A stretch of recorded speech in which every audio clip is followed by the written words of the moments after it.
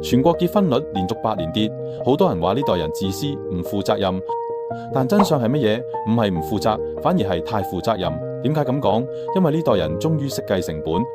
以前啲人結婚唔諗咁多跟大隊行，但係而家你敢唔敢生？兒童重症肺炎15萬起跳，唔好話養細路，連養多肉都養唔死，你憑咩對一條生命負責？唔係唔想負責，係根本冇資格。再睇結婚成本，一線城市禮金加分樓，閒閒地幾百萬，有人話可以租樓，可以簡單搞，但你夠唔夠膽同外父外母講？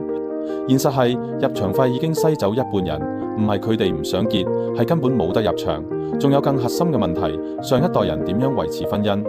靠人，屋企點嘈都唔嚟，因為嚟咗冇路行。但呢代人將容忍度降到0，唔啱就散。呢個唔係退步，係進步，係終於明，唔使為咗個樣去委屈自己一世。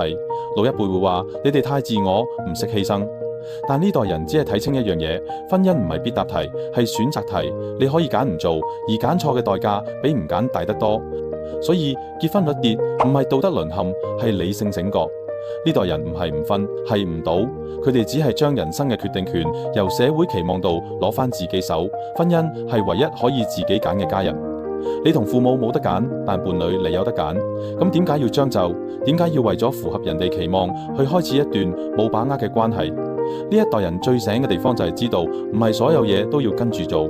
婚姻唔係成人禮，唔係社會考核，佢係一個選擇而唔係責任。當你連自己都未養得起，點養得起一個家？當你連自己一個都未識享受，點同人共度一生？